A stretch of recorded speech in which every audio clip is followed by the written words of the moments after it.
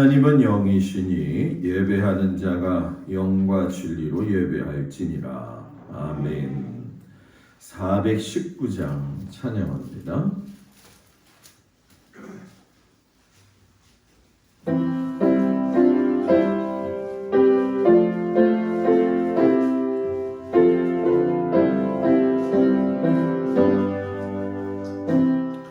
주 날개미 내가 편안히 쉬네.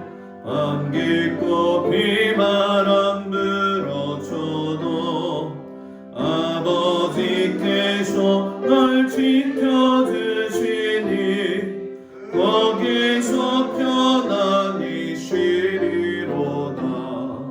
주 날개미 평안하다. 그 사람 그를 찾으며 주 날개미 내 쉬는 영혼 영원히 거기서 살리. 주 날개미 날 피난처되니 거기서 쉬기를 원하노라. 세상이 나를 밀어치 못하나 거기서 평화를 누리리라. 주 날개미 평안하다. 그 사람 그를 찾으며 주 날개미 내 쉬는 영혼 영원히 거기서 살리. 주 날개미 잡는 기쁨이 있네. 고달픈 세상 길 가는 동안 나 거기 숨어 돌보심을 받고 영원한 안식을 얻으리라. 주 날개미 평안하다. 그 사람 그를 찾으며 주 날개미 내 쉬는 영혼 영원히 거기서 살리. 아멘. 기도합니다. 하나님, 우리의 상편과 또 사정을 아시고 우리가 피해가야 할 길과 또 건너가야 할 모든 길까지도 다 섭리하시고 또 인도해 주심을 저희가 믿습니다. 하나님께서 베푸시는 그 은혜와 사랑을 우리의 삶에서 피부로 여러 가지 느끼며 살고 있음에도 불구하고 우리가 세상에 너무 치우치고 정신없이 살다가 보니 하나님의 그 귀한 사랑을 아버지 잊고 살 때가 많이 있음을 고백합니다. 하나님, 그럼에도 불구하고 모든 한 사람 한 사람을 주님께서 기억하시고 또한 덧입혀 주시면서 주의 손아귀 가운데 붙들고 가시니 또한 감사를 드립니다. 아버지 하나님, 주님 앞에 간구하는 것은 이제 하나님께서 이제 동막교회를 주님 붙들어 주셔서 이제 한 해가 저물어가는 이 마당에 우리의 신앙과 우리의 일련의 삶을 뒤돌아보며 하나님 앞에 그저 감사한 마음으로 다시금 설 수 있는 저희들이 되도록 주님 축복하시옵소서. 정말로 어려운 이 시대에 아버지 하나님, 코로나라고 하는 큰 복병을 만나서 일평생에 살면서 경험해보지 못하는 것을 우리가 경험하고 있습니다. 이런 어려움 속에서도 하나님, 우리가 믿음을 지켜야 되는데 아버지, 우리가 방역이니 또 여러 가지 상황들이 있다 보니 아버지, 우리의 믿음이 자꾸 연약해짐을 고백합니다. 주님 오실 날은 얼마 남지 않았다고 우리들 입으로 스스로 고백을 하면서도 하나님 앞에 깨어있지 못하고 혹여 잠들고 있지는 않는지 우리들 스스로를 돌아보아 하나님 앞에 온전히 설 수 있도록 주님 도와주시옵소서. 사람이 강건하면 70이고 하나님이 복을 주시면 80을 넘어 살게 되는데 우리의 인생이 정말 덧없이 흘러가는 그 시간 속에서 주신 그 시간이 귀중함을 깨닫고 아버지 하나님 호흡하며 나갈 때 하나님을 마음껏 찬미하고 마음껏 기도하고 마음껏 말씀을 듣고 보고 할 수 있는 그 은혜를 만끽하며 누리며 살아가게 하여 주옵소서. 성도들 가운데 육신이 연약해서 아버지 너무 어려운 성도들도 있습니다. 우리 장민서 성도를 통해서 또 아버지 하나님 우리 어르신들까지 하나님께서 굽어 살펴 주시옵소서. 우리 장민서 성도를 하나님이 불쌍히 여겨 주셔서 아버지 하나님 부지불식간에라도 주님 그를 위로하시고 아버지 하나님께서 그 오이로운 오른손으로 덧입혀 주셔서 아버지 하나님 그 영혼을 주님께서 맡겨주시고 보호하여 주시옵소서. 아버지 하나님 우리 귀한 성도들 가운데 또한 마음이 어려운 사람도 있습니다. 하나님 주님은 위로하시는 분이고 주님은 그 마음에 평강을 주시는 분임을 저희가 알고 있습니다. 내가 근심 걱정해야 될 문제도 있겠지만 아버지 감당하지 못할 문제는 하나님 앞에 맡기고 기도할 수밖에 없사오니 주여 그 기도 소리를 들으시고 하나님께서 함께하여 주셔서 아버지 내가 기도할 것과 하나님이 맡아주실 것을 잘 구분할 수 있는 우리 귀한 성도들이 되도록 인도하여 주옵소서. 이제 11월로 들어갑니다. 하나님 추수의 결실 잘 맺을 수 있게 하여 주시옵시고 우리 모든 성도들의 건강과 또 삶과 환경과 일터와 자녀를 주님 붙들어 주옵소서. 예수님 이름으로 기도합니다. 아멘. 하나님 말씀 보도록 합니다.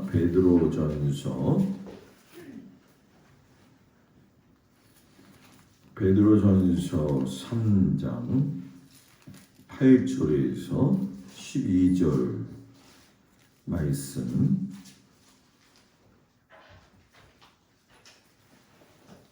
신약성경 380조 베드로전서 3장 8절에서 12절까지 말씀을 교동하겠습니다. 마지막으로 말하노니 너희가 다 마음을 같이하여 동정하며 형제를 사랑하며 불쌍히 여기며 겸손하며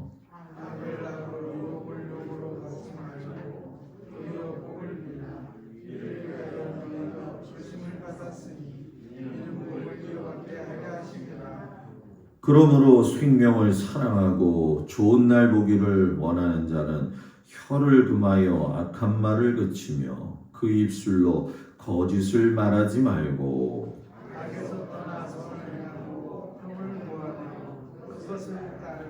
주의 눈은 의인을 향하시고 그의 귀는 의인의 간구에 기울이시되 주의 얼굴은 악행하는 자들을 대하시느니라 하였느니라. 아멘. 기도합니다.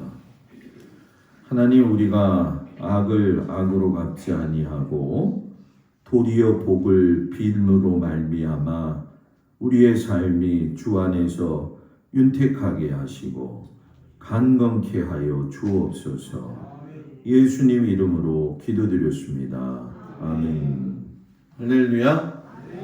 오늘 저녁 주님 앞에 온 성도들 주의 이름으로 축복합니다. 변화무쌍한 것 같아요. 그죠? 어느 정도 춥더니만 또 요즘 낮에는 너무 덥고 또 겨울철이 다가오니까 예전에는 8시만 돼도 환했는데 지금은 꼼꼼해요. 6시도 되기 전에 꼼꼼해지더라고요. 이 꼼꼼해졌을 적에 옛날 생각나더라고요. 옛날도 아니죠. 제가 단양에 있을 때 이렇게 농번기가 끝나게 되면 그때 교회는 가운데 예배당 안에 난로가 있었어요. 어떤 난로냐면 나무로 불 때는 난로. 보신 적 있죠? 권사님들이 집에 있으면 따분하고 전도사님하고 좀 놀고 싶어가지고 이야기하고 싶어가지고 3, 4, 5 이렇게 교회로 올라오셔요. 그러면 그 충청도 강원도 지역에 가까운 접경 지역이니까 먹는 음식이 뭐였냐면은 우리는 김치전 해 먹잖아요. 그죠? 설교하기 전에 이런 얘기를 하네. 김치전을 해 먹잖아요. 저도 어렸을 때 김치전 먹는 게 당연하다고 생각했어요. 이렇게 빨갛게 해가지고선 노릇노릇 구워가지고서는 찢어 먹잖아요. 물론 우리 밑에 집에 살고 있던 권사님 아들은 술을 너무 좋아해가지고 김치전만 했다 하면은 막걸리랑 같이 대동을 하고선 제 앞에서 목사님 한잔 할게요 그러면서 먹고 그랬거든요. 드세요 뭐 그러죠. 아니 거기 시골을 갔더니 목사님 우리 전 해 먹을래요 그러더라고요. 그래서 좋죠. 김치전 맛있죠. 아니 배추 아무것도 아닌 소금 간도 안 한 배추 빳빳한 거를 메밀고 가루를 응게 가지고서는 배추전이라고 하더라고요. 세상 팔도에 그것처럼 맛없는 게 어디 있을까? 그걸 또 한 장 두 장이 아니에요. 한번 했다 하면 막 이렇게 쌓이거든요. 처음에는 그 맛을 몰랐어요. 그런데 거기서 나올 때쯤 되니까 그 맛이 아주 달콤하다는 걸 알았거든요. 겨울철이 되니까 제가 뭘 좋아하죠? 권사님? 가르쳐 줄까요? 만두를 좋아해요. 너무너무 좋아해요. 제가 가르쳐 드리려고 그래요. 이제 겨울 되면 대신방 하잖아요. 목사님 새로 왔겠다. 이제 예배도 봐야겠다. 대접은 한다고 하는데 거기 뭐 시골에 음식점이 어디 있어요, 그죠? 그러니까 거기는 대신방 하면은 예를 들어서 조근자 권사님 내서 한다 그러면은 다가 교인들이 다가 아침부터 음식 준비하거든요. 그 전날 저녁에 만두를 이렇게 만들어요. 그러면 전도사님이 만두 좋아한대. 그래서 만두를 이렇게 만들어 놓는데 만두 그러면 뭐가 있어요? 두부, 당면, 김치 해가지고 돼지고기 넣어서 이렇게 해가지고선 빨갛게 하는 집도 있고 하얗게 하는 집도 있거든. 만두가 너무 좋은 거예요. 근데 갔는데 만두를 쪄서도 내오고 만두 국으로 해갖고 오는데 처음 먹는데 풍성하게 주잖아요. 먹었는데 너무 매워. 매워도 너무 매워. 그래가지고 그걸 먹고 집에 갔죠. 미안해요. 여기서 이런 얘기하면 안 되는데 배가 너무 아픈 거예요. 밤새 화장실을 왔다 갔다 했어요. 오늘 아침 주일 일부 예배 때 배 아파가지고 화장실 가느냐고 권사님들 가는 것도 못 봤어 오늘. 일부 예배 때 이게 비밀인데. 그래가지고 우리 성도님들이 목사님 이거 좋아합니다 그러면 참 사랑이 많아서 끝까지 그걸 고수해. 그래가지고 그 다음날 집을 갔더니 또 만두가 있네.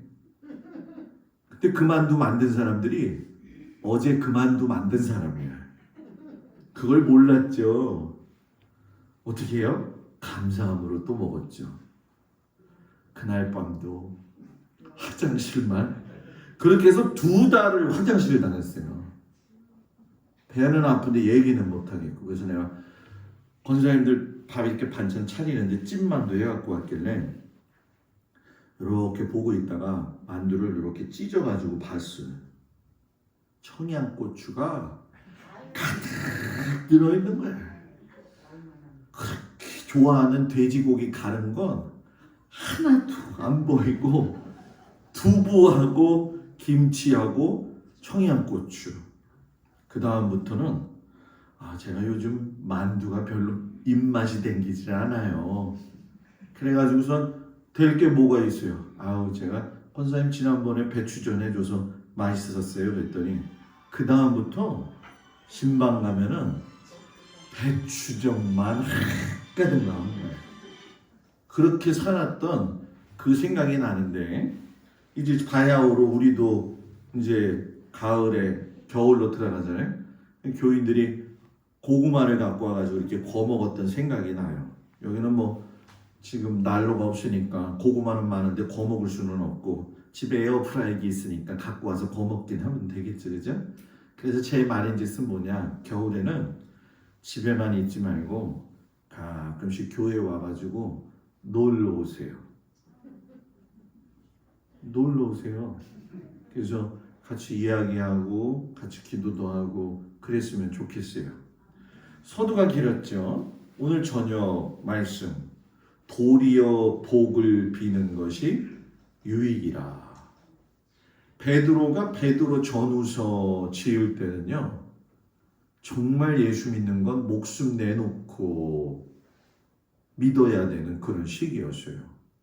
얼마나 핍박이 심했는지 저기 터키에 가게 되면은 괴레메라고 하는 동굴이 있어요. 갑바도기아라고 하는 지역인데 거기 가면은 이렇게 산 아닌 산, 또 동굴 같은 동굴, 동굴 아닌 동굴, 이런 벽인데 손으로 긁으면 이 흙이 파여져요. 그래가지고 그 흙을 파서 땅 밑으로 50층의 비밀 장소를 만들어 놔가지고 스며들어가는, 지금은 한 5층까지밖에 개발이 안 됐어요. 앞에 가는 사람 쫓아가지 못하면, 저희가 갔을 적에도 한 15년 전에 일본 사람이 들어갔는데 아직도 안 나왔대요. 그 정도로 깊숙한 곳이에요. 거기에 가면은요, 제가 놀란 게 뭔지 아세요? 그 핍박을 당하는데도 성찬을 할 수 있게 포도즙을 바로 짜서 얹어서 먹을 수 있는 성찬실이 있어요. 그러니까 그들은 목숨을 내놓고 있는 상황 속에서도 주의 십자가의 죽으심을 날마다 기념했다는 거죠. 지금 상황이 예수 믿으면 언제 붙잡혀서 어떻게 죽을 줄 모르고 있는데, 베드로가요, 오늘 뭐라고 이야기하냐면, 악을 악으로 갚지 마고 욕을 욕으로 갚지 말아라. 도리어 복을 빌라. 여러분, 이거 지금 내 목숨이 경각에 붙었는데 그럴 시간이 어디 있어요. 이건 보통 사람이 지키기에 어려운 그런 하나님의 말씀이죠. 그런데 문제는 뭐냐면, 알고 보면 지킬 수 있고 본인에게 유익이 된다라는 거죠. 누가 이렇게 살았느냐 하면은 예수님이 그렇게 사셨죠. 예수님이 그를 욕하고 핍박하는 이들 도리어 축복을 하셨어요. 이스라엘에 가게 되면 예루살렘 성전 앞에 감람산이 있죠. 감람산 꼭대기에는 예수님이 승천하신 승천당이 있는데 그 뒷마을에 가게 되면 여러분 들어보셨겠지만 벳바게라고 하는 곳이 있어요. 이 벳바게에서 무슨 일이 있었냐? 예수님이 준비되어진 나귀를 타고선 그 감람산 언덕을 넘어가지고 예루살렘 성전으로 내려가시는데, 아이고 어른이고 할 것 없이 수많은 사람들이 나와가지고 예수님을 찬미하고 찬양했던 그 사람들이, 여러분 일주일이 뭡니까? 며칠 안 되어가지고 예수님을 조롱하고 예수님에게 침뱉었다는 거예요. 어저께 같아만 해도 얼마나 좋다고 그랬는지 몰라요. 그런데 오늘 원수가 되어져 가지고서는 예수님을 갖다가 그렇게 핍박할 적에 예수님이 뭐라고 이야기하시냐면 그냥 저들이 하는 대로 내버려 두라. 이렇게 얘기를 하셔요. 아유, 목사님, 그건 예수님이니까 할 수 있죠. 여러분, 우리가 분명히 알아야 될 거, 성경의 모든 인물들은 우리가 알고 있는 초인간적인 인간들이 아니다.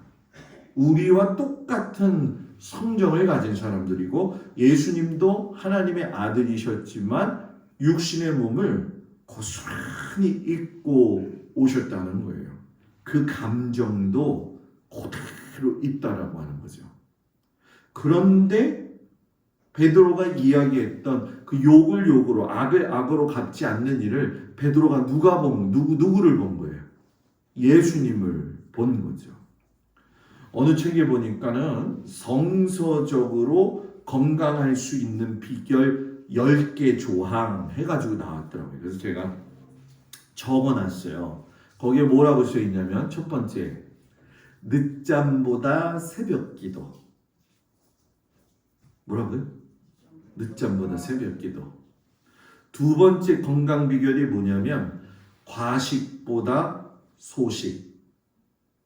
세 번째가 뭐냐면 경쟁보다 양보.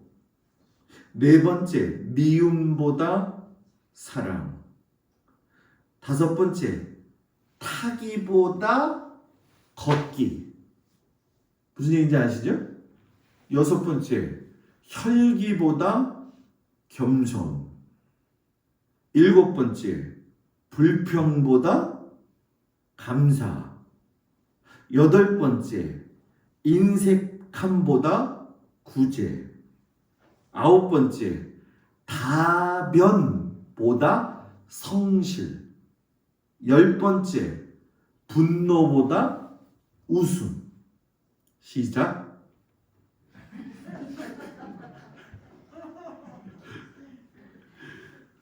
이렇게 살면 건강해진다는 거예요. 거기서 눈에 딱 들어오는 거. 미움보다 사랑. 다변보다 성실. 분노보다 웃음.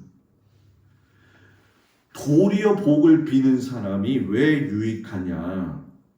사랑 많이 하고 성실하고 감사하면서 사는 사람은 하나님이 주시는 평안함을 누리면서 살 수 있기 때문에 그렇다는 거죠. 왜 도리어 복을 비는 것이 유익이냐? 그 이유를 첫 번째 여러분들한테 같이 은혜를 나누는데, 그건 하나는 신앙이 완성되어지기 때문에. 여러분과 저의 신앙은 완성을 향해서 달려가는 거예요. 이것이 구원의 완성을 향한 순례다라고 해가지고 감리교를 만든 요한 웨슬레 목사님이 요거를 좀 신학적으로 뭐라고 이야기하냐면 성화의 삶에서 영화의 삶으로 가는 것이다 라고 이야기를 해요. 예수 믿는 우리가 분명한 것은 주님이 그러하셨던 것처럼 우리도 경건하게 하나님을 따라 살아야 되지요. 경건의 완성은 내게 악을 행하는 이들에게 독을 뿌리는 게 아니라 오히려 복을 빌어주는 거죠. 이게 제일 큰 경건이에요. 나 경건해요. 걸을 적에 팔자걸음 걸으면 경건한가요? 목소리가 중후하게 이야기하면 경건한가요? 집사람 아는 사람한테 제 이름으로 고구마 좀 보냈어요. 그랬더니 제 이름 번호가 되어 있으니까 고구마 받으니까 감사는 한데 누구는 모르니까 저한테 전화가 왔죠. 근데 제가 목소리가 좀 좋잖아요. 증오하게 누구세요? 딱 그랬더니 깜짝 놀라는 거예요. 집사람 친구죠. 그래서 전화를 줬더니 여기 귀에까지 안 들으려고 했는데 들렸어. 그냥 네 남편 목소리가 왜 이렇게 좋니? 내 속으로 그랬어요. 나 목사인데. 예? 그래도 좀 좋긴 좋은데 제가 목소리 중후하다고 해서 제가 중후한 삶을 사는 거냐? 그건 아니잖아요. 근데 그것도 좀 그래요. 여러분! 하는 사람이 또 중후하기도 또 힘들어. 그죠? 분명한 건 우리의 삶의 태도와 삶의 방향이 결국은 그 사람을 만들어낸다는 거예요. 그 사람 먹는 습관이 그 사람의 건강이 되고 그 사람이 입는 스타일이 그 사람의 삶의 옷 스타일이 되어지고 그 사람의 입술의 언어 스타일이 그 사람의 결국은 인격이 되어지잖아요. 그죠? 그런 것처럼 성도의 삶에 있어서의 경고는 그 사람의 신앙생활의 삶에서 나타나게 되어 있죠. 예수님이 마태복음 5장 38절에서 48절 굉장히 긴 말씀인데 핵심을 뚫면 이런 얘기를 해요. 눈을 눈으로 이는 이로 갚으라 하였다는 것을 너희가 들었으나 나는 너희에게 이르노니 악한 자를 대적하지 말라. 오른뺨 대면 왼뺨 대고 억지로 오리 가자 하면 뭐예요? 심리 가고 니한테 꾸고자 하는 사람은 거절하지 말고 그 다음에 뭐예요? 내 이웃을 사랑하고 원수를 미워하지 말고 이렇게 해야 하늘에 계신 아버지 하나님의 너희가 아들이리니 이렇게 얘기를 해요. 굉장히 부담스러운 말이죠. 살면서 여러분들은 믿음의 생활을 지금 열심히들 하고 연륜이 있어가지고 지금의 나이까지 이르렀을 때 여러분들은 여러분들의 신앙이 어느 정도 완성되었다고 생각하는지 한번 뒤돌아봤으면 좋겠어요. 목사님, 오른뺨을 맞으면 왼뺨을 대라고요? 뭔 소리 하는 거예요 지금? 그냥 한꺼번에 해도 성에 차지 않은데 아니 지금 바빠 죽겠는데 목사님 오리 갔는데 10리 더 가자고요?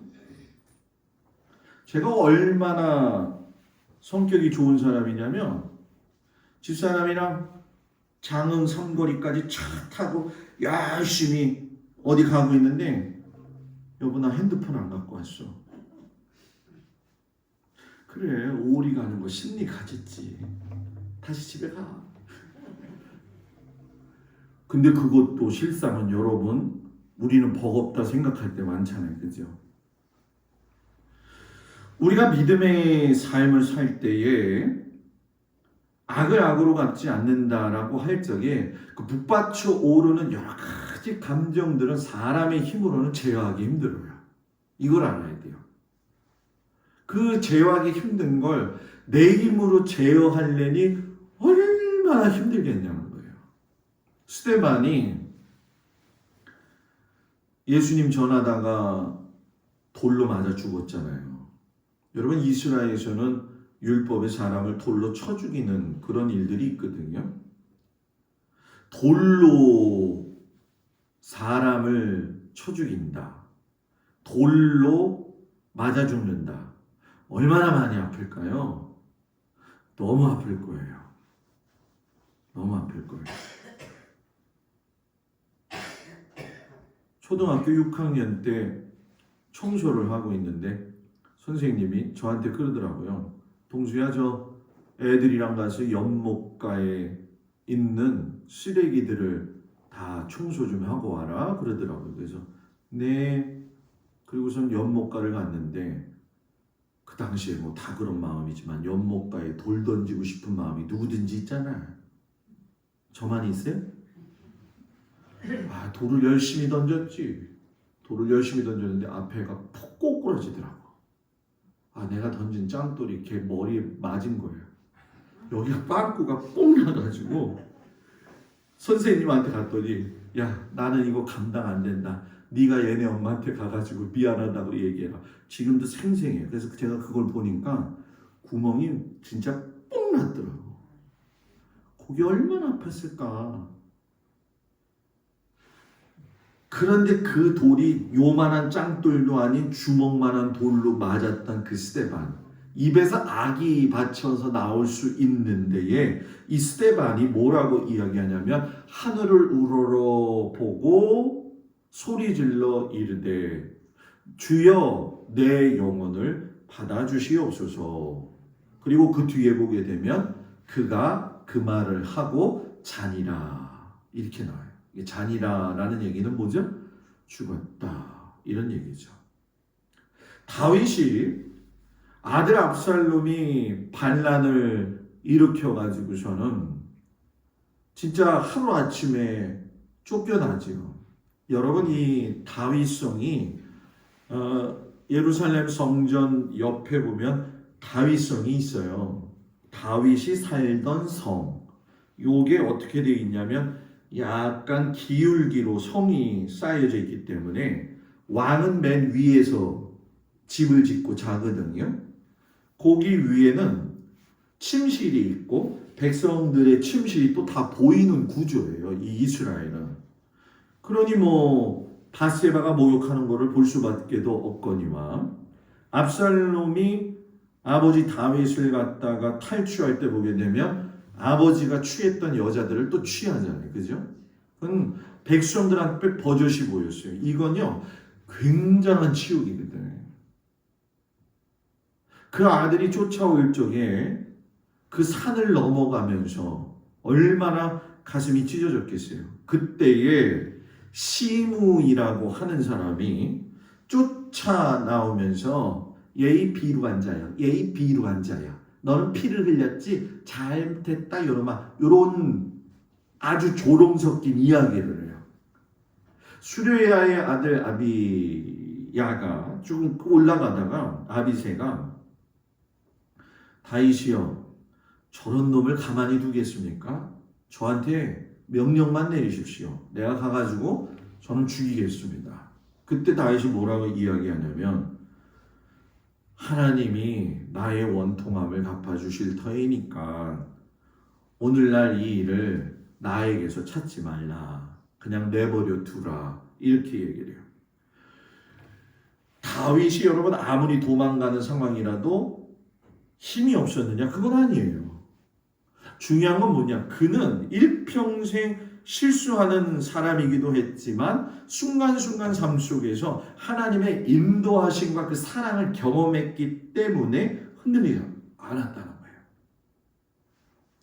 거예요. 한국에서 6.25 전쟁이 끝나고 나서 포로 교환이 있었대요. 근데 그 포로 교환이 있을 때에 북한 공산당에 속했던 사람들이 우리나라에 전향을 해가지고 많이 살았는데 미군 중에 포로 잡힌 사람들이 21명이 자기 나라 가지 않겠다고 선언을 하고 중립국이나 다른 공산국가로 가겠다고 선언을 한 거예요. 그래가지고 그때 그 시대에 미국에서 센세이션이 일어난 거예요. 아니 저들이 왜 우리나라로 돌아오지 않는가. 그래서 그들의 가정을 추적해 보았더니 21명 모두가 가정이 너무 불안한 가정들. 부모가 이혼하고 싸우고 지지고 볶고 암가품하고 원수 맺고 살고. 사람이 그런 마음을 갖고 살잖아요, 여러분. 건강에도 안 좋아요. 건강에도 안 좋아요. 그래서 그 마음 속에 있는 걸 내려놓고 도리어 그래 미운 놈 떡 하나 뭐예요? 더 주지 하는 마음으로 사랑을 하면 그것이 신앙의 완성이 되어 간다는 거예요.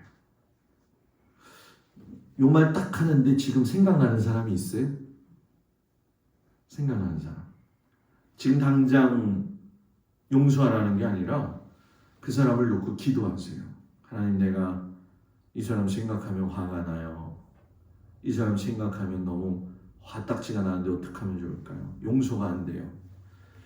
근데 용서하는 게 우리들 마음에 편해요. 그리고 그건 신앙의 뭐라고요? 완성이 되어진다. 그리고 두 번째 중요한 건 뭐냐면 도리어 축복하는 그 말은 능력이 된다는 거예요. 악을 악으로 갚거나 욕을 욕으로 갚으면 불화하죠. 싸움을 할 적에 같이 팍 올라가면 화해가 안 돼요. 그죠? 조 권사님 구장놈이랑 부부싸움 해야 안 해요? 안 해요? 비결 좀 가르쳐 줘봐요. 네? 아, 그럼 권사님이 주로 참는구나. 맞아요. 생각해보세요, 여러분. 살면서 내가 만난 저 여자, 내가 만난 저 남자가 내 마음에 맞을 리 있어요? 우리 오 권사님은 웃기만 하고 그냥 아마 지금 여러 가지 생각을 하시는 것 같은데 절대로 맞을 수 없어요, 여러분. 그죠? 따로 살다가 만났는데 휴지 쓰는 거 하나도요 달라요, 여러분. 어떤 거 갖고 싸우는 줄 아세요, 여러분? 치약을 중간에서 짜냐 끝에서 짜냐, 양말을 뒤집어 깠냐 바로 놨냐. 왜 이렇게 잘 알을까요? 그죠? 네?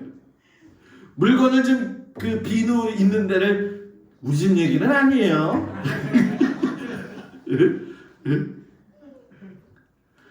남자하고 여자는 절대로 맞을 수가 없어요. 그러면 뭐냐? 권사님 말씀처럼 도리어 복을 비는 거예요. 아이고, 저 남편 내가 안 데리고 살면 누가 사나? 예? 제가 가끔씩 가다 그러거든요, 집사람한테. 나 없어 봐라. 아무리 날고 겨도 나 없어 봐라. 뭐 이제 집사람도 그러죠. 나 없어 봐라. 어떻게든 살면서 사람은 그 말이, 저도 참 이게 안 돼가지고 고생 많이 했는데, 그 말이 진짜 생명이고 그 사람의 화를 돋굴 수도 있는 게 말이고 화를 내릴 수 있는 것도 말이더라고요. 그죠? 그죠? 솔로몬이 잠언에서 25장에 이런 말을 했어요. 내 원수가 배고파 하거든 식물을 먹이고 목말라 하거든 물을 마시우라. 그리하는 것은 핀수스로 그리의 머리에 놓는 것과 일반이요 여호와께서는 내게 상을 주시리라. 북풍이 비를 일으킨 같이 참수하는 혀는 사람의 얼굴에 분을 일으키느니라. 내가 하는 말이 분을 일으키느니라, 사람들에게. 내가 어떤 식으로 이 말에서 나온 것이 그 사람에게 유익을 주나, 아니면 마음의 상처를 주나. 여기 뭐 이렇게 꽃들이 있지만은 제일 민감한 꽃이 난이잖아요. 난은 키우기도 어렵거든요. 난을 키우는 분들을 보면 매일 아침마다 칙칙 뿌려가지고 이걸 그냥 이렇게 닦으면서 아이고 이쁜 놈 그러거든요. 저희 장인어른이 돌아가셨지만 대한민국 그 분재 기르는 명인이셨어요. 이렇게 젊었을 때 가게 되면 새벽 5시부터 일어나가지고 저는 몸 재개하시고 글씨 쓰시고 맨날 나무 닦는 거야. 나무 닦는 거. 그것만 하셨어, 그것만. 나무가 안 죽어. 아이고, 이 못된 거. 아이고, 못된 거. 그러면요, 시름시름 나무들도 아파해가지고 저는 결국은 죽더라고요. 요즘 우리 새벽에 욥기 하는데 여러분 욥을 보면 욥이 그렇게 어려움 당했을 때 사람들이 다 떠나가잖아요. 형제들이 떠나갔어요. 아는 친구들이 떠나갔어요. 친척들도 떠나갔어요. 그리고 심지어는 계집종들까지 무시했다고 이야기하고, 더 놀라운 건 뭐냐면 아내가 욥의 숨결까지 듣기를 싫어했다 이렇게 얘기해요. 여러분 나의 아픔을 가장 알아주고 같이 가야 될 부부의 관계 속에서 내 숨소리가 들리고 싶다고 한다면 뭐 산 거 다 산 거 아니겠어요? 그럴 때 여러분 욥은 어떻게 했느냐? 하나님을 만나고 난 이후에 욥기 42장에 가게 되면 욥이 그 벗들을 위하여 빌매 여호와께서 욥의 곤경을 돌이키시고 욥에게 그전보다 갑절의 소유를 주신지라. 갑절의 소유. 그참 돌보면서, 여러분 나를 무시한 사람들을 내가 대한다는 건 굉장히 어려운 거잖아요, 그죠? 사람이 여러분 참 그렇더라고요. 돈이 있을 땐 사람이 붙더라고요. 돈이 없을 땐 쳐다보지도 않더라고요. 저는 그걸 어렸을 때 뼈저리게 느꼈어요.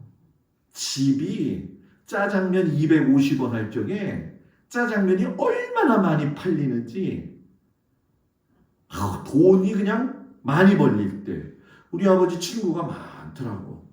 술 먹으러 오는 친구들도 많고 많으니까 한 사람도 안 와. 한 사람도 안 와. 심지어 친척들까지 돌아보지 않더라고요. 제가 그래서 어렸을 때 그게 조금 좀 한이 맺히기는 했어요. 우리 아버지 쪽에 동생분이 저희 동생하고 저하고 이제 중학교 그때가 3학년 때죠. 2학년 때 3학년 때인데 아버지 어머니는 기도원 오살레 기도원 가셨고 동생하고 저하고는 집에 추워서 있는데 밥을 먹긴 해야 되는데 작은 아버지 막내 아버지네 집에 가서 밥을 얻어먹고 이렇게 터벅터벅 걸어오던 생각이 지금도 나. 그때 돈 몇백 아마 남은 걸로 기억하는데 그 주안역 뒤에 가면은 공단시장에서 닭을 팔았잖아요. 그때 그 닭을 팔면서 돈을 버는 그 모습이 얼마나 제가 좋았는지. 돈 벌어야 돼, 돈 벌어야 돼. 아버지 어머니 도와가지고 닭 배달 참 많이 했어요, 장로님. 계란 배달 참 많이 했어요. 그 6공단, 5, 6공단이잖아요. 그죠? 계란 10판, 15판씩 뒤에다 싣고 제가 큰아들이니까 겨울에 얼마나 추워. 요로 가다가 얼음판에서 발라당 자빠져가지고 15판이 그냥 깨지는데 그거 울면서 올려가지고 집에 왔던 기억도 나거든요. 그때 야 돈이라는 게 이렇게 서러움을 줄 수도 있구나 이걸 경험했었어요. 참 뒤돌아보게 되면 나에게 축복하는 말을 하는 사람들은 꼭 기억이 나요. 항상 제가 이렇게 목사가 될 수 있었던 이유 중에 하나는 참 어떤 그 여자 권사님이 저한테 늘 그런 얘기를 했어요. 동수야 너는 이 다음에 목사가 돼야지. 너는 이 다음에 커서 하나님 기뻐하시는 목사가 돼야지. 그 말 듣다 보니까 쇠뇌당했어요. 그 어느 순간에 목사가 돼 있더라고. 여러분 자녀들에게 좋은 말 하시고요. 남편과 아내에게 그리고 성도들 간에도 좋은 말 많이 하세요. 그게 도리어 유익이 되기 때문에. 미국의 유명한 칸츄리 뮤직 가수 조니 캐시라고 하는 사람이 10년간 알코올 중독, 마약 중독에 걸려가지고서는 감옥에 들어갔는데 감옥에서 나오는 날 경찰관이었던 렐프 존스라고 하는 사람이 이 조니 캐시라고 하는 가수를 따로 만나가지고 뭐라고 이야기하냐면 나와 내 아내는 당신의 아주 열렬한 팬입니다. 당신이 감옥에 들어왔을 때에 예전에 TV에서 보았던 당신의 그 아름다운 모습이 찾아볼 수 없어서 우리는 얼마나 밤새 울었는지 모릅니다. 당신은 수많은 사람들의 사랑을 받고 있는 사람이니까 다시 한번 일어서서 성공했으면 좋겠습니다. 하나님 앞에 섰으면 좋겠습니다. 그 말 듣고 이 조니 캐시가 마약하고 술을 끊고 복음성가 부르는 가스펠 가수가 됐어요. 누군가 나에게 와가지고 당신 정말 당신을 생각하면 생각할수록 너무 감사하고 좋다고 이야기할 수 있는 거. 오늘 김용옥 권사님 오빠 만나러 갔다 왔어요. 떨어지셔갖고 척추가 부러졌죠. 그래서 오늘 가서 얼굴 뵙고 이야기하는데 진짜 그런 마음이 들더라고요. 제가 그분한테도 얘기를 했지만 사람이 인생 만나면서 살면서 진짜 어려운 일 많은데 여러분 예수원이라고 하는 삼척 태백에 가면 예수원이라고 하는 거기에 외국 신부님 한 분이 사셨잖아요. 그 이름이 생각이 안 나는데 그분이 겨울철에 정원에 눈이 녹지 않은 곳에서 미끄러져 가지고 그 책상 요 모서리에 머리가 탁 부딪혀가지고 돌아가셨거든. 그래서 제가 그 얘기하면서 거기서 떨어졌을 때 머리 안 다친 게 얼마나 한 거냐고. 남 일이니까 별로 종인 겁니다. 이만하길 다행이라고. 하나님이 찾으시니까 하나님 앞으로 오세요. 이제 뭐 뿌리는 건 계속 뿌리는데 이제 선택은 그분이 하셔야 되겠죠. 계속 기도는 하고 있는데 여러분 우리 주위에 그런 따뜻한 말 한마디로 인해서 주님 앞에 올 수 있는 사람이 참 많다는 거 기억하시기 바랍니다. 마지막, 상대방이 받지 아니하면 그 축복이 누구한테? 나한테 임하기 때문에. 예수님이 70명의 제자들을 파송하면서 뭐라고 이야기하시냐면은 너희가 어느 집에 들어가든지 평안할지어다 라고 복을 비는데 만약에 거기 평안 받을 사람이 거기 있으면 너희 빈 평안이 거기에 머물 것이고 그렇지 않을 경우에는 너희에게 돌아오리라. 에휴 저 못된 인간 하지 마세요. 손가락으로 저 못된 인간 하면 세 손가락은 나한테 와 있어요. 세 손가락은 너 자신을 알라.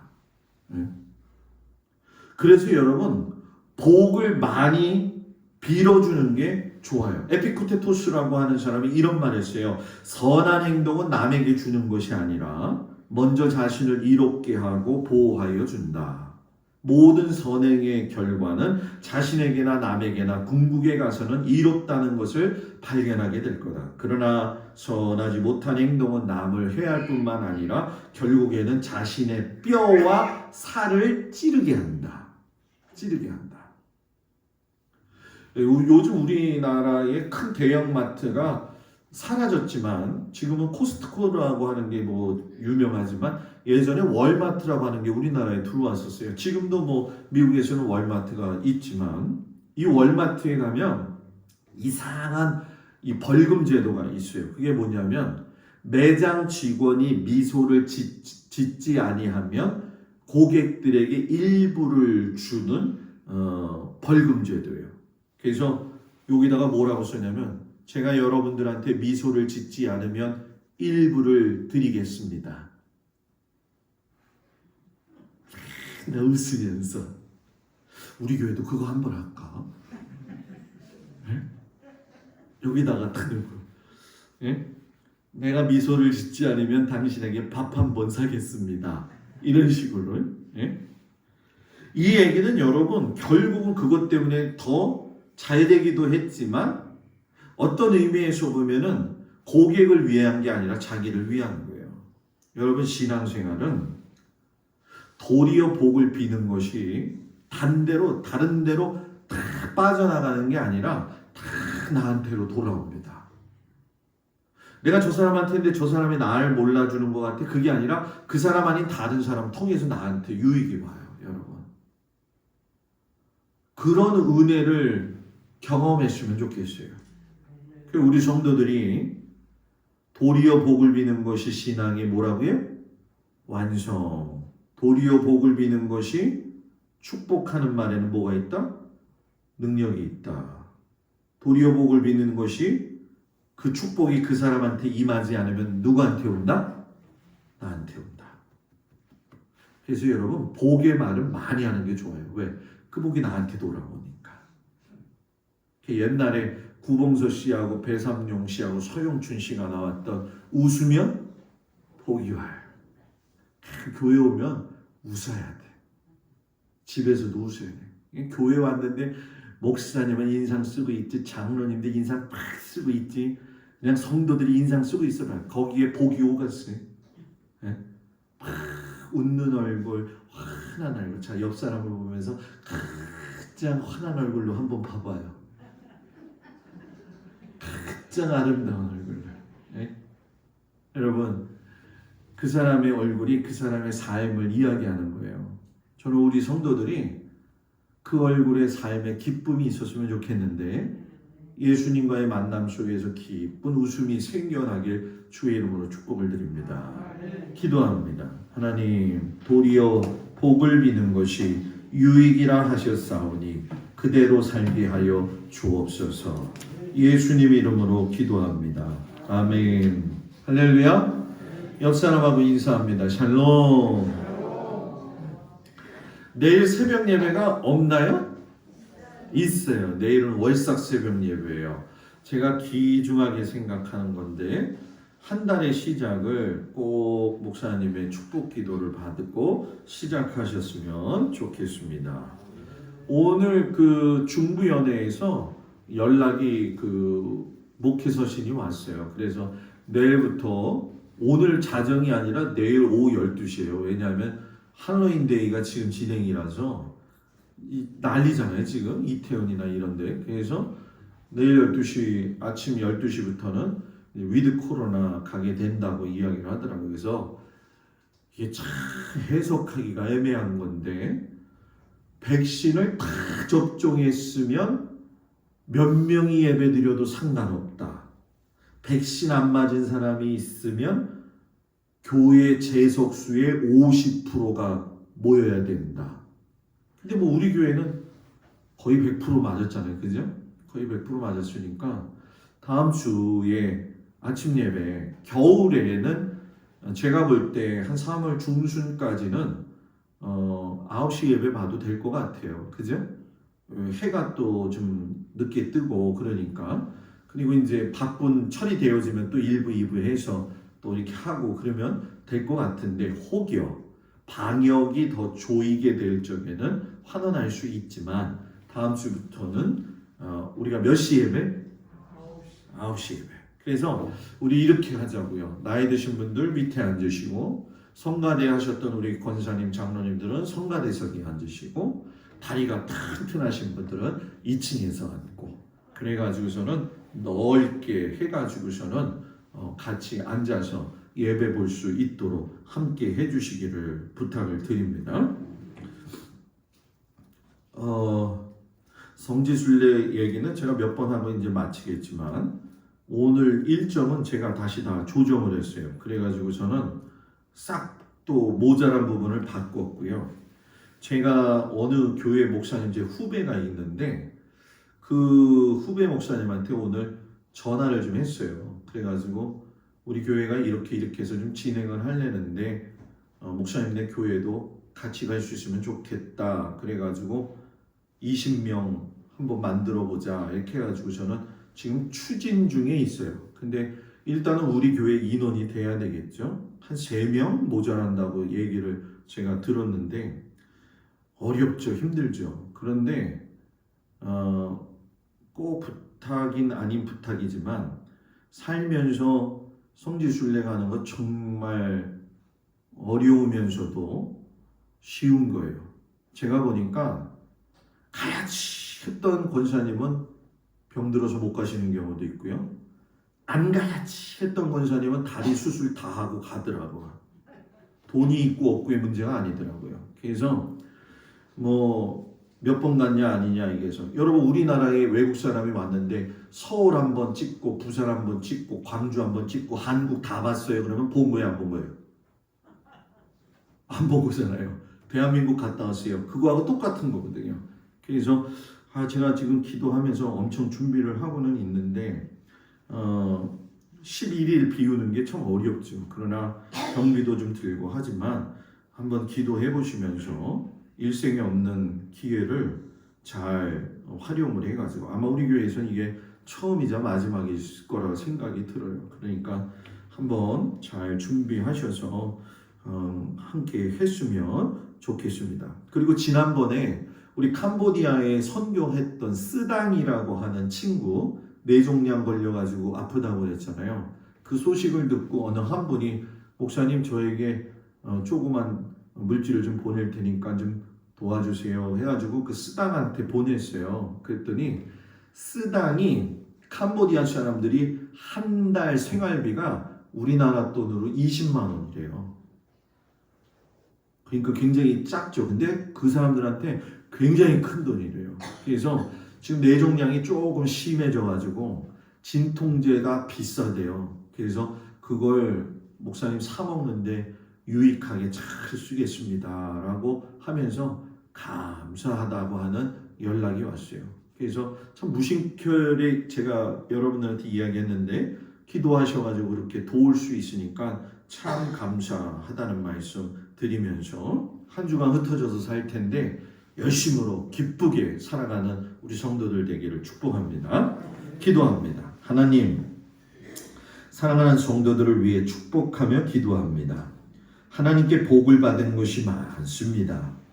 우리가 도리어 이 받은 복을 세어보고 더 다른 사람들에게 복을 빌어줄 수 있는 믿음의 성도들이 되게 하여 주시옵소서.